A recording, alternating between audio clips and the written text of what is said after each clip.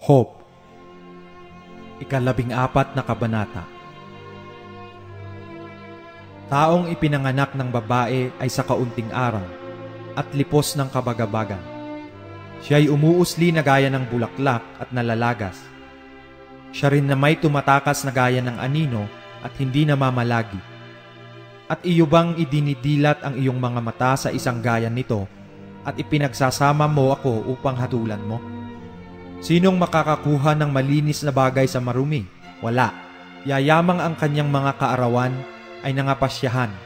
Ang bilang ng kanyang mga buwan ay talastas mo at iyong hinanggahan ang kanyang mga hangganan upang huwag siyang makaraan.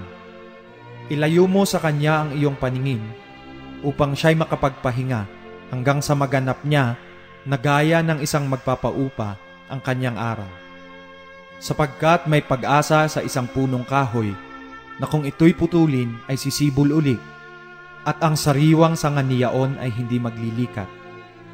Bagaman ang kanyang ugat ay tumanda sa lupa at ang puno niya ay mamatay sa lupa, gayunmay sa pamamagitan ng amoy ng tubig ay sisibol at magsasanga na gaya ng pananim.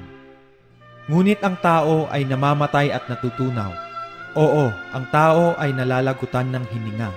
At saan nandun siya? Kung paanong ang tubig ay lumalabas sa dagat at ang ilog ay humuhupa at natutuyo, gayon ang tao ay nabubuwal at hindi na bumabangon. Hanggang sa ang langit ay mawala, sila'y hindi magsisibangon, ni mga gigising man sa kanilang pagkakatulog. O ikubli mo nawa ako sa Sheol, na ingatan mo nawa akong lihim hanggang sa ang iyong puot ay makaraan. Natakdaan mo nawa ako ng takdang panahon, at iyong alalahanin ako. Kung ang isang tao ay mamatay, mabubuhay pa ba siya? Lahat ng araw ng aking pakikipagbaka ay maghihintay ako hanggang sa dumating ang pagbabago. Ikaw ay tatawag at ako'y sasagot sa iyo. Ikaw ay magtataglay ng nasa sa gawa ng iyong mga kamay. Ngunit ngayon binibilang mo ang aking mga hakbang. Hindi mo ba pinapansin ang aking kasalanan? Ang aking pagsalangsang ay natatatakan sa isang supot at iyong inilalapat ang aking kasamaan. At tunay na ang bundok na natitibag ay nawawala at ang bato ay napababago mula sa kinaroroonan niyaon. Inuukit ng tubig ang mga bato. Tinatangay ng mga baha niyaon ang alabok ng lupa. Sa gayon, iyong sinisira ang pag-asa ng tao. Ikaw ay nananaig kailanman laban sa kanya at siya'y pumapanaw.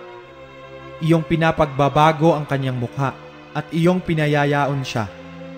Ang kanyang mga anak ay nagtataglay ng karangalan at hindi niya nalalaman. At sila'y ibinababa ngunit hindi niya nahahalata sila. Ngunit ang kanyang laman sa kanya ay masakit at ang kanyang kaluluwa sa loob niya ay namamanglaw.